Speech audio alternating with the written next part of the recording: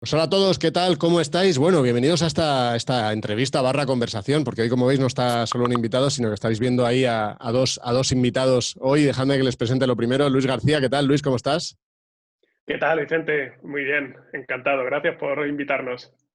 Luis García, bueno, muy seguidor del mundo del deporte y la inversión, y de hecho ha escrito este libro del que os venimos hablando, y ahora vamos a hablar un poquito de él. Y Julio García, ¿qué tal, Julio? ¿Cómo estás? Hola Vicente, ¿qué tal? Buenas tardes. Julio García, los que sois jóvenes, pues os va a sonar un poco ya viejo, no lo voy a decir yo ahora, pero yo a finales de los 90 le veía jugar con el Interview contra el Pozo Murcia. Sí, sí, siempre he estado ahí. Y es una cosa desde el Pleistoceno y ahora sigo en el Museo Arqueológico. O sea, cualquiera puede ir a visitarme. Sigo ahí al lado de Nefertiti y Tutankamón. Ahí estoy. Yo tenía pelo también cuando iba, o sea que te envidio ahí en esa parte del pelo. Lo mío es peluca. O sea, no te preocupes. El Luis García, que creo que no lo he dicho, también gestiona el fondo Mafre Behavioral Finance. Efectivamente, sí, has dicho seguidor de la inversión, del deporte y de este podcast que ya sabes que os Sí, escucho sí. también. O sea que, Sí, no, no, por completar la presentación. muchas gracias, y que seguro que nos has dado 5 estrellas en Apple Podcast, como toda la gente que nos sigue, que nos las ha dado también y que nos sigue. Y Julio ahora también, ahora en cuanto acabemos también lo va a hacer. O sea que... Sí, sí, yo ya me he añadido al club de followers. Oye, pues eso, tenemos el clásico este sábado. Queríamos hacer algo también relacionado, pues eso, ¿no? Con el mundo de inversión y deporte. Y qué mejor hacerlo cuando estamos grabando es jueves 22, que se ha publicado precisamente este libro, ¿no? Del que hemos hablado. Eh, Así que pues pensábamos que qué mejor que tratar este tema, ¿no? Sabéis que es un tema que nos gusta tratar porque nos ayuda mucho el deporte a entender también el mundo de las finanzas y nos ayuda a hacerlo más tangible, esto que tantas veces parece tan rollo. Por eso tuvimos también a Markel Vergara inaugurando esta segunda temporada del podcast Finectox. Así que, bueno, para empezar primero por el libro y explícanos, Luis, por qué habéis hecho este libro, por qué la idoneidad de tratar las finanzas y tratar la inversión y ligarlo. Pues por dos motivos fundamentales. Uno yo creo que es porque tiene sentido, ¿no? Que es como funcionan la mayoría de las cosas, porque al final hay muchas similitudes entre esos dos mercados, que son el de las acciones y el de los fichajes, o los mercados financieros y el mercado de fichajes, y no se había hablado mucho sobre ese tema. Es verdad que desde la perspectiva de la bolsa sí que se ha escrito mucho, ¿no? De cómo aplicar los principios de la inversión en valor, pero quizá todavía no se había ligado con el mundo de los fichajes, ¿no? Entonces, pues empecé a indagar, empecé a escribir un poco, me animé y luego encima tuve la suerte de poder liar a unos cuantos amigos como Julio y algunos más. Así que digamos que uno tenía sentido y dos, pues un poco lo que comentabas tú antes de los podcasts que hicisteis con Markel y con algún otro, ¿no? Intentar, Arizmendi pues, también estuvimos con él, con Arizmendi, exacto, sí, sí, San Emeterio, San Emeterio también. que es un pionero y un crack en esto, pues básicamente también es intentar, oye, llegar a la mayor gente posible, ¿no? Al mayor número de gente posible a través de algo como el deporte que suele gustar, ¿no? Para hablar de algo que de principio genera un poco más de rechazo, pero que también, ¿no? Al menos a nosotros nos resulta interesante, como es el ahorro, la inversión, y hemos aprovechado esas similitudes. Me dicen por el bar que, claro, para los del podcast sí que he mencionado ya el libro antes, pero que para los de YouTube no, así que lo voy a mencionar. El libro es Inversión y Deporte. Inversión y Deporte se parecen la bolsa y el mercado de fichajes, y Luis García es el coordinador, Luis García Álvarez. Julio, ¿a ti cómo te lía Luis para este libro? Bueno, nos conocimos ya hace tiempo, afortunadamente yo creo, por las redes y estas cosas, y la verdad es que a mí me apasiona estar con gente que la miro con mucha curiosidad, como es el caso de Luis, porque yo vengo de otro mundo completamente diferente, me refiero, no solo que venga del deporte, es que los números para mí siempre han sido algo inhóspito y he intentado entenderlo, y sigo intentándolo, ¿no? Entonces, todo lo que es inteligencia artificial, big data, tecnología, me cuesta muchísimo y estoy, digamos, como al otro lado. Entonces siempre intento cruzar a la otra orilla y Luis es un puente hacia la otra orilla, ¿no? Aparte que tiene ideas muy brillantes y es el autor intelectual de este libro y de otros que seguro que vendrán muy buenos porque es eso, ¿no? Al final yo siempre me pongo un poco ahí en la orilla del río a intentar aprender y con Luis es una pasada, es una experiencia más, vivirla desde dentro, poder ir viendo cómo se van escribiendo los capítulos, cómo se va confeccionando todo el libro, para mí es que me apasiona, es una cosa que me atrae mucho. Que al presentarte antes he empezado con la tontuna esta de los mayores que somos, Pero Sí, ojo, estamos ante un doble campeón del mundo, como capitán además, ¿no? En la selección española de fútbol sala. Y sí, bueno, por decir los dos títulos más importantes, pero con Interview, fíjate la de títulos que tienes también, ¿no? Oye, sí, sí. ¿cómo veis, o sea, también ligándolo ahora con el clásico, y ahora a mí me interesa mucho tratar la relación entre el mercado de fichajes también y la bolsa, que tratáis en el libro, pero, y en concreto este año, ¿no? Este año tan raro en el mercado de fichajes con todo lo que está pasando y tal. Pero para la gente que no hemos tenido o que no hemos tenido la oportunidad de disfrutar partidos tan importantes, yo imagino a final de un mundial como este Barça-Madrid, o como un clásico, o como un Nadal-Federer, o como ¿cómo se vive eso los días, los minutos antes, los días previos? ¿Estáis muy nerviosos? ¿Estáis en vuestra salsa, en vuestras cosas, en vuestros hoteles de concentración? ¿Cómo es eso? Sí, hombre, yo creo que los clásicos estos, siendo relevantes, no tienen la trascendencia, ¿no? De un mundial, un europeo, unos Juegos Olímpicos. Yo creo que eso se sale fuera de la fila, ¿no? Está en otro renglón, ¿no? Y sí que yo, cuando viví los campeonatos del mundo, de Europa, con la selección, que creo que son los títulos más importantes que hemos disputado, desde dentro se vive con mucha ansiedad y se intenta tratar cada uno a su manera. Pues yo lo intentaba aplacar con sentido del humor, leyendo libros, estando con los compañeros, intentar llevarlo lo mejor posible. Pero luego cuando lo ves desde fuera, con imágenes ya después pasado un tiempo, te das cuenta que realmente estamos, por decirlo, bastante cagadetes. O sea, Así. cuando salíamos, sí, sí, es una cosa curiosa, ¿no? Tú te ves con autoestima, y porque los deportistas tenemos el ego así muy inflado, pero luego como tú te conoces y ves las imágenes desde fuera y las interpretas, dices, uff, y vamos, luego ganas y dices, no, si todo fue muy fácil, pero no es nada fácil, ¿no? Hombre, y las emociones ahí tremendas durante el partido, ¿no? ¿Cuál recuerdas tú así de los partidos importantes, el que hayas tenido el momento más? Sí, no, hombre, yo creo el más relevante en la historia del fútbol sala para España fue el Mundial de Guatemala 2000, porque fue la primera vez que ganamos un Mundial y contra Brasil, que no había perdido nunca un Mundial, ¿no? Entonces, ese fue el momento mágico, el momento que casi nadie nos lo esperábamos. Algún visionario después ha dicho, no, yo pensaba que, pero nosotros consideramos que podíamos ganar y que hicimos todo lo máximo para merecer ganar, como se dice, y al final ganamos, ¿no? Se dieron todas las circunstancias. Yo creo que coincidimos la mejor generación de la historia del fútbol sala en España, con mucho talento, mucha cantidad, mucha calidad de jugadores, el seleccionador que fue el que lideró todo aquello, y luego Brasil, que era el oponente, que tenía, yo creo que también la mejor selección que he visto yo en Brasil, pues jugó mejor que nosotros, pero en los momentos decisivos, en los momentos críticos, y de eso yo creo que va a hablar ahora Luis, la parte emocional les hizo patinar y no estuvieron adecuados en los momentos críticos, en los momentos decisivos, que principalmente fueron los 5 últimos minutos. Ahí se les fue la final. Luis, engancha. Esos momentos críticos.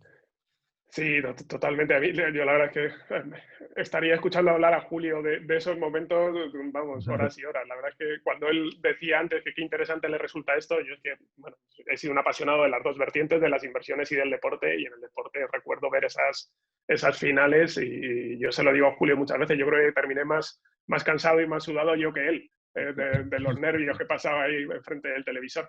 Pero está bien enganchado porque al final el componente emocional y psicológico es el que hace que se creen esas ineficiencias en los mercados también, ¿no? Ya no voy solo al partido, al momento del partido, sino al momento de confeccionar un equipo. Al final Julio Julio es de las personas que pone cosas más interesantes en Twitter y en Instagram, para los que no le sigáis, pues el otro día ponía algo así como que a la hora de confeccionar un equipo, las ideas tienen que venir primero y los jugadores después, ¿no?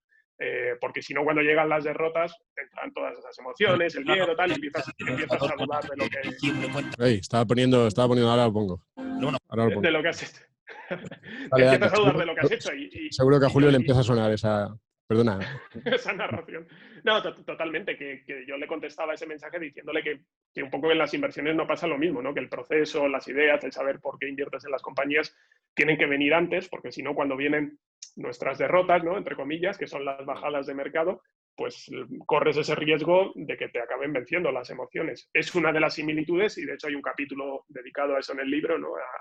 Más a la parte de la economía del comportamiento, cómo la psicología nos afecta, que está escrito por Pedro Reibiel, que es una de las personas que mejor cuenta estas cosas. Y es clave, ¿no? Porque al final esto se trata, tanto en la bolsa como en el mercado de fichajes, de buscar ineficiencias, discrepancias entre valor y precio. y esas discrepancias las genera en la mayoría de las ocasiones los miedos, las euforias, ¿no? El hecho de que sean mercados conformados por personas humanas.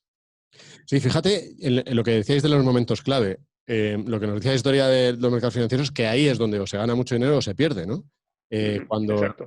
Cuando en el momento de máximo pesimismo te abandonas y vendes y de pronto te pierdes la mega recuperación, y al revés, ¿no? Cuando entras arriba del todo, pensando, está súper demostrado a nivel neurología, activando unas áreas del cerebro distintas a las que activarías en otro entorno, ¿no? O sea, que realmente, claro. Totalmente. De hecho, este año nos hemos hecho un máster acelerado en eso, ¿no? Y se ha visto, ¿no? Los que supieron mantener la cabeza fría en esas caídas de marzo, pues al final han tenido su premio. Y ha sido un año de muchísimas emociones, todo, ¿no? A nivel personal, pero también en los mercados financieros lo hemos visto. Y yo siempre digo un poco provocando, pero lo digo en serio, que de hecho esa parte psicológica a mí me parece incluso más importante que la parte puramente financiera. Al final, si a un grupo de 100 personas le das unos conceptos básicos de contabilidad, análisis financiero, valoración, y le pones un caso de una empresa adelante, la gran mayoría, con un margen de error, van a saber decir si esa empresa vale 100 o no. Lo complicado es cuando el mercado, ¿no? Cuando el resto de la gente te está diciendo que vale 50, pues mantener la cabeza fría, como hacía Julio en esas finales, ¿no? Y poder comprar, y al revés, cuando el mercado te está diciendo que vale 200, pero tú piensas que vale 100, pues lo mismo, ¿no? No dejarte llevar por ese efecto manada, por esa euforia, y poder vender una acción que igual todo el mercado está entusiasmado con ella. Julio, tú que empiezas ahora a conocer más el mundo de la inversión, ¿a ti realmente tus experiencias en esos momentos deportivos, históricos, te sirven ahora en la gestión de tu cartera o no?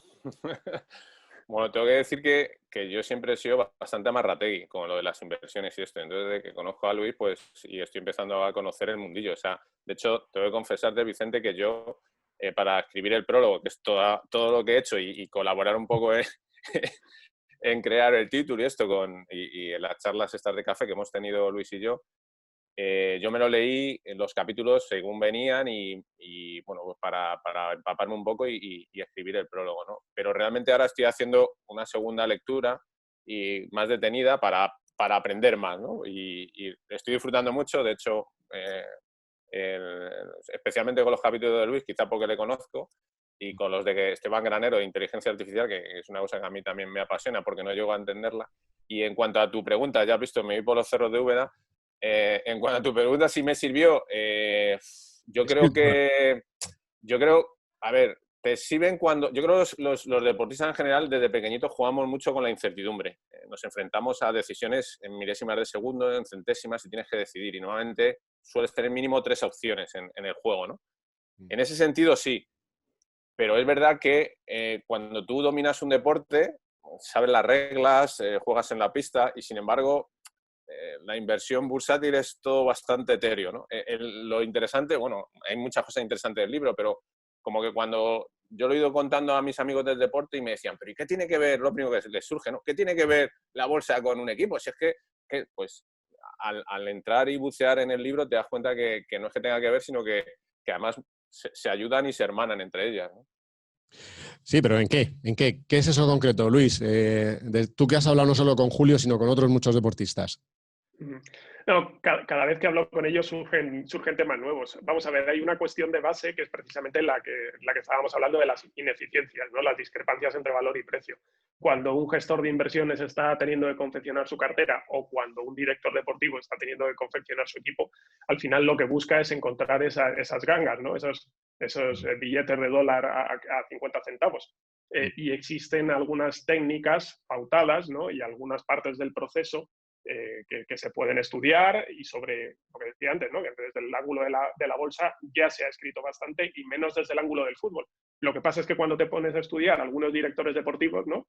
Monchi quizá es el caso más concreto, el director deportivo del Obradoiro, José Luis, que colabora también en el libro, en el capítulo de Javier Ruiz de Oros, ¿no? Hay una parte que es una entrevista con él, o Víctor Horta, que también colabora en el libro, el director deportivo del Leeds United de Marcelo Bielsa, ¿no? Recién ascendido a la Premier League.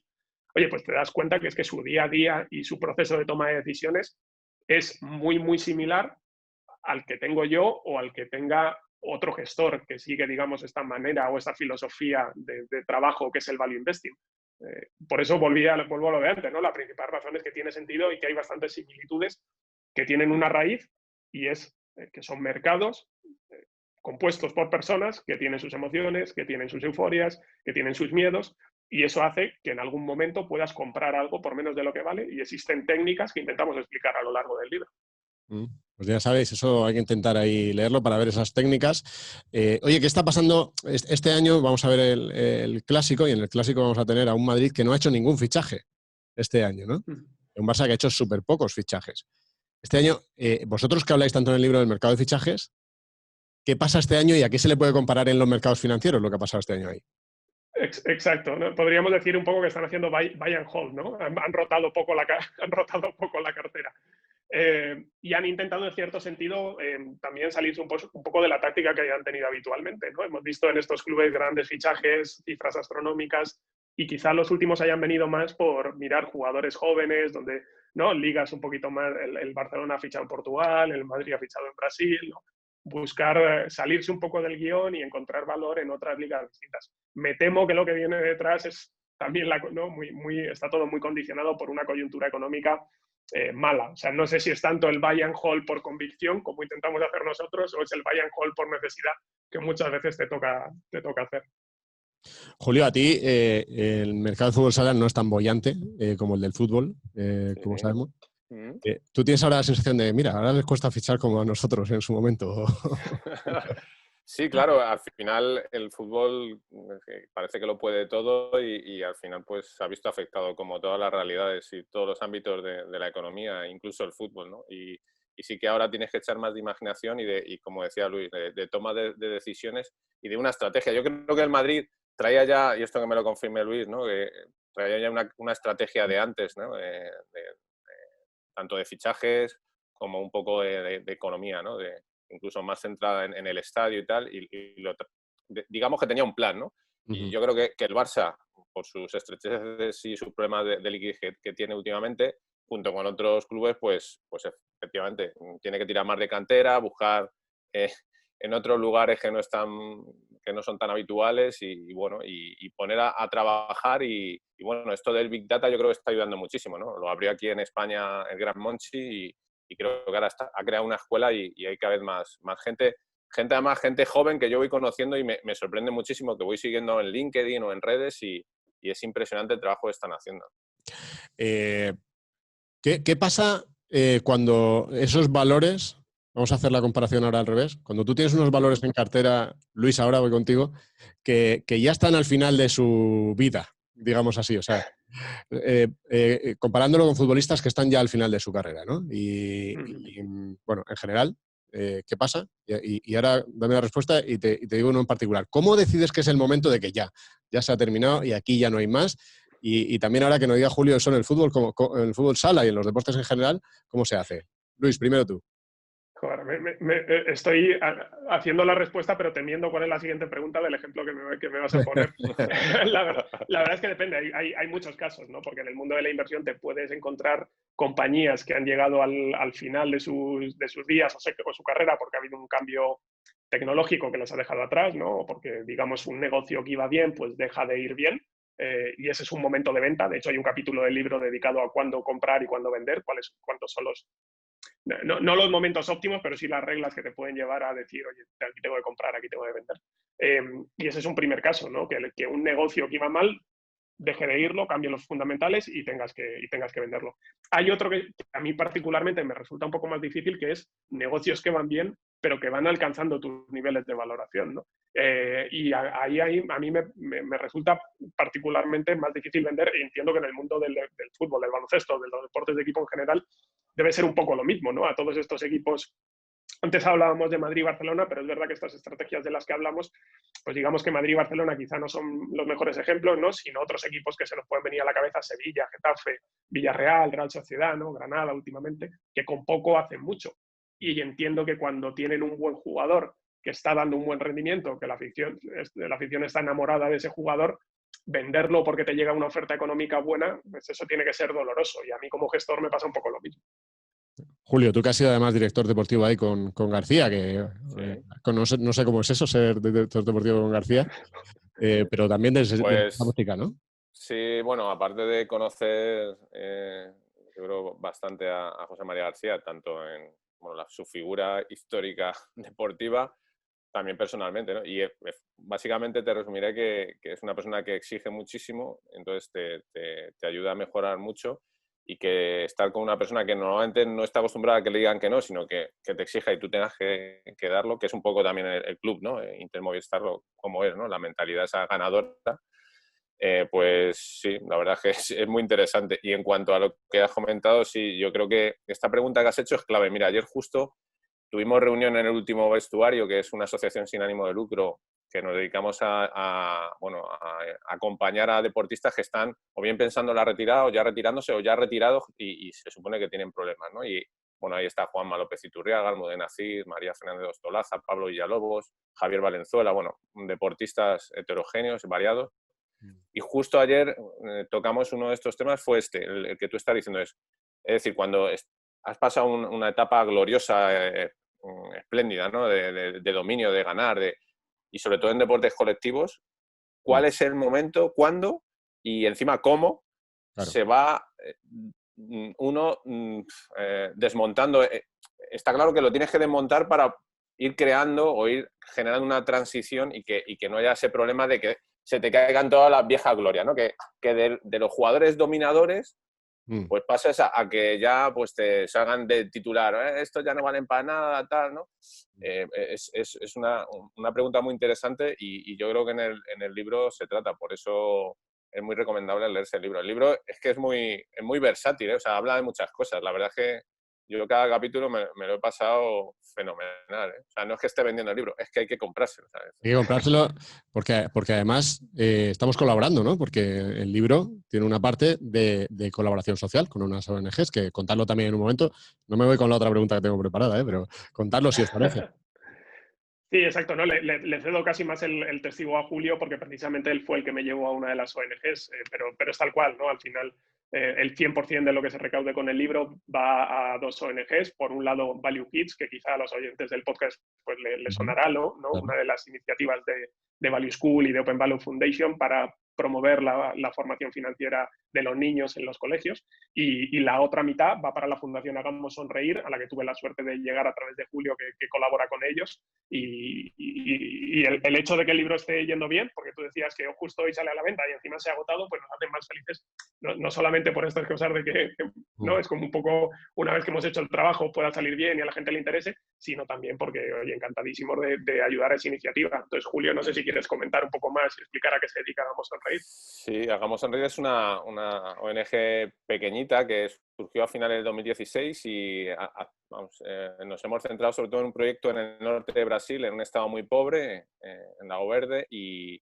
bueno, básicamente lo está liderando allí el padre Alberto, que, bueno, el último año, por ejemplo, por haceros un resumen y no dispersarme mucho, bueno, en este tiempo se ha construido un colegio y se ha escolarizado a más de 100 niños y niñas y se está haciendo un trabajo allí fabuloso. Realmente, si os metéis en hagamosonreír.org, podéis ver allí toda la información, fotos, imágenes, vídeos del trabajo que se está haciendo. Ya digo, somos una ONG muy pequeñita, pero muy activa y con proyectos. Ahora, una vez que ya hemos construido el colegio, pretendemos hacer alrededor pues, espacios deportivos, precisamente, ¿no? Para que puedan desarrollarse. Pero lo más chulo es ver cómo en 3-4 años se ha construido un cole, se ha dado empleo allí a la gente y ves a todos los niños uniformados y escolarizados y tal. Bueno, eso es realmente es una pasada. A mí me parece maravilloso, ¿no? Y que este libro, pues el 50% vaya hacia allá, me parece fabuloso y muy generoso por parte de Luis y de todos los autores. Sí, que es un montón, Luis, que estáis ahí en el libro, tenéis autores, algunos de ellos han pasado por este podcast también. Sí, varios amigos. De hecho, mira, tengo por aquí soy de los pocos que he podido recibir el ejemplar hoy, porque me parece que ha habido bastantes problemas con la entrega, pero si te parecen 10 segundos lo leemos porque creo que se lo merecen, ¿no? Por el esfuerzo que han hecho.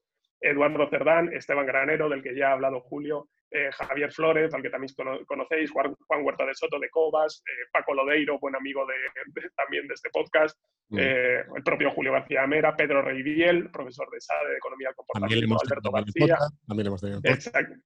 Exacto. Alberto García, capitán del Rayo Vallecano, futbolista profesional. Jorge Rodríguez, que es el responsable de Machine Learning para finanzas de Telefónica. Adrián Godás, al que también habéis tenido. Y Javier Ruiz, el director de inversiones de Oros Asset Management. Lo he tenido que leer porque no quería olvidarme ninguno, pero sí, la verdad es que mucha suerte de tenerles. Bueno, aquí, como ya sabe la audiencia que está escuchando la intro, vamos a hacer ese concursito que me van a tener como premio un ejemplar del libro. Libro comprado, o sea, que nosotros de alguna manera hemos contribuido también con una miseria, pero bueno, a esas ONGs. Julio, la pregunta es evidente. Lo que te decía antes de director deportivo, con esos jugadores que están llegando al final, ¿tú qué habrías hecho con Messi? Pues es la pregunta del millón. Yo, esos problemas tan grandes... Sí que es verdad que no en este caso la retirada, porque a Messi todavía le quedan años, pero las etapas y los ciclos hay que prepararlos y planificarlos. Creo que en el mundo de la empresa, en las empresas grandes, se hace correctamente y se preparan y se trabajan y el más veterano, el maestro, deja el legado a los que vienen por detrás. Y creo que en los clubes deportivos, no hablo de fútbol, hablo de todos los clubes deportivos, de la mayor parte de los deportes que yo conozco, creo que eso es una de las asignaturas pendientes, ¿no? El ir haciendo la transición y que sea transparente y que sea planificada y que no haya grandes cataclismos porque sucede eso, porque tiene que suceder tarde o temprano. Luis, ¿tú qué habrías hecho? Uf, como te decía, es difícil. A mí lo que más me cuesta es vender a esos jugadores, ¿no? A mí me cuesta más vender que comprar. No lo sé. O sea, te podría decir que... te ponía entonces ese ejemplo, ¿no? Tenemos algunos Messis en la cartera, por suerte. También tenemos algunos torcebotas, que todos tenemos muertos en el armario. Y quizás los Messis ahora mismo serían las empresas tecnológicas, ¿no? Estas que han tenido un recorrido bestial durante los últimos meses. Y en ese debate estamos. No me quiero poner en la piel de los directivos del Barcelona, porque yo cuando tengo que tomar esas decisiones sobre las empresas del fondo de Mafre también lo paso bastante mal. Y eso que no las veo. Veo a los directivos, ¿no? Les escucho, pero no les tengo tan cerca. De todas maneras, por matizar un poquito en general, y por hablar ya de Messi en concreto, por mucho que tengas un contrato y que está bien y que se tiene que cumplir y tal, si un deportista está intranquilo, incómodo, a disgusto, a la larga es contraproducente para todas las partes. El caso de Messi es diferente porque Messi, incluso enfadado, te gana partidos y es diferente, o sea, es una cosa diferente al resto. Pero en general, cuando tú tienes un deportista de mala gana, yo siempre he preferido, pero pensando en la colectividad, no en la persona en sí, yo siempre he preferido que dé un paso a un lado, un paso atrás y a seguir con el proyecto. O sea, a ti te ha pasado como director deportivo, has tenido alguna situación así, ¿no? Entiendo. Sí, no, a mí me ha pasado, bueno, de hecho lo mío pasé de ser jugador a ser director deportivo al siguiente año y yo tuve que pues dar de baja o que no siguieran con el contrato en vigor, pues incluso compañeros y amigos, o sea, eso es durísimo. Eso es lo más duro que yo he vivido en mi etapa de director deportivo. ¿Y has podido hacer luego reconciliación con ellos? ¿O lo entendieron o cómo fue eso? Sí, bueno, ha habido gente, y oye, lo veo, lo entiendo, ha habido gente incluso más, luego con el tiempo, me han dicho, oye, es que yo te llegué a odiar.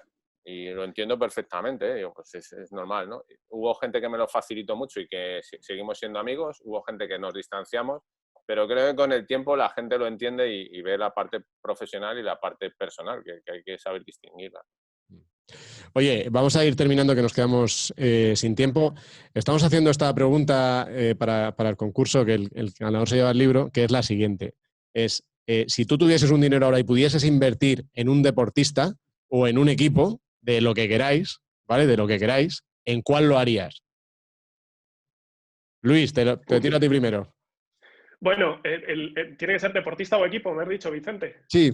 Sí, hombre, a ver, equipos, el Ajax, el Olympique de Lyon. No, si no te digo que es el Ajax, el Olympique de Lyon y el Borussia Dortmund, estaría pues tirando piedras. Pensado, por eso te digo. Tirando piedras contra mi propio tejado, ¿no? Yo lo he comentado algunas veces, ¿no? Creo que hay una oportunidad de inversión bastante buena en la industria del deporte en Europa, muy infravalorada respecto a Estados Unidos y con unas tendencias claramente positivas. Y dentro del mundo del fútbol y de los clubes cotizados, pues ya sabes que en el Mafra, MBK y Eurofan tenemos esa posición en Ajax, Borussia Dortmund y Olympique de Lyon, que serían tres clubes que encajan muy bien en el modelo de gestión que contamos en el libro, precisamente. Julio. A mí me pillas fuera de juego completamente, vamos. Yo estoy intentando que mi empresa sobreviva y me haces esta pregunta, de repente Sí, una cosa que se te ocurra. Sí, bueno, yo de un equipo, bueno, yo apostaría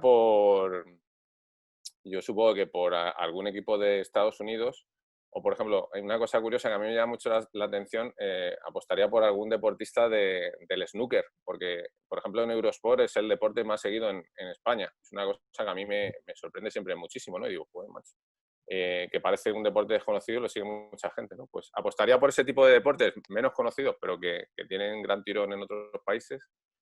Y yo siempre digo que, y esto ya es una llamada ahí que lanzo ahí, como decía un amigo brasileño, hablar para las nubes, ¿no?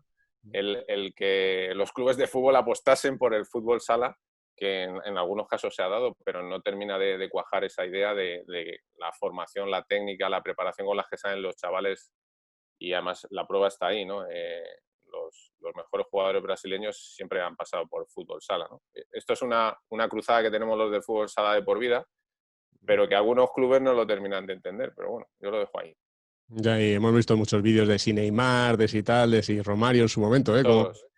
En el campo. Ronaldo, Neymar, ahora lamentablemente Robinho, que está en una situación muy delicada, pero bueno, todos estos jugadores que nos vienen a la mente pues han salido del fútbol sala, ¿no? Está ya más que analizado, tratado por universidades. El libro de José Antonio Marina, Objetivo General Talento, en la página 65 aparece un análisis del por qué, o sea que está más que, es una prueba, vamos, está más que analizado y bueno, pero no sucede nunca. Pero bueno, alguna vez ya con las próximas generaciones apostarán por nuestro deporte. Muy bien, voy a poner sin más un audio y bueno, un audio-vídeo y a ver cómo reacciona Julio. Vamos a ver si dejan de serlo. 9 segundos. Aguanta ahí hasta el máximo. El balón controlado por Javi Sánchez. Esto se va a acabar. 4 segundos. No señala falta ahí el colegiado. El balón adelantado. Nuevamente Jesús Clavería. La invasión del campo. Y el partido para España. La selección española, campeona del mundo de fútbol sala. Este equipo que tanto ha luchado por ello llega a la 8ª victoria consecutiva del equipo español. ¿Qué tal, Julio? ¿Te emocionas todavía? ¿O? Sí. Además es curioso, ¿no? Que lo estuvo comentando también José María García y uno de los que sale ahí la voz, esto seguramente no lo sepa nadie, o los que saben mucho de fútbol sala, se llama Kepa Cajuelo y era portero de mejorada de fútbol sala y luego ha sido periodista y está en la zona de 4 y el Plus y todo esto. Es un gran periodista deportivo. Y sí, la verdad es que no te creas que he visto muchas veces esa final, pero sí que así salpicado con imágenes y tal, y esa parte final sí que la hemos visto muchas veces, porque es cuando ya no sabían ni lo que hacer, ¿no? Es cuando dices, bueno, toco la felicidad y te sientes pleno y algo maravilloso, ¿no? Algo que por lo que has trabajado toda la vida y que es inimaginable y que sucede de repente, ¿no? Pues son esos momentos mágicos. Muy bien. Oye, pues gracias a los dos. Gracias Luis y gracias Julio. Gracias Garcías. Sí. Y vamos a reforzar, como decía Luis al principio, lo importante es el final, así que vamos a reforzar inversión y deporte. Sí, señor. Hay que comprarlo. Sí, señor. Os dejamos también ahí en la descripción, tanto de YouTube como del podcast, el enlace al libro para que lo compréis. Como solo puede ganar uno en concurso, no penséis que lo vais a ganar todos, el resto comprarlo. O sea que la semana que viene ya sabéis el ganador, el resto, pues si queréis esperar unos días, que ahora está agotado además, pero ya la semana que viene lo compráis. Así que ya sabéis. Muchísimas gracias a los dos, ha sido un placer. Un placer. Igualmente.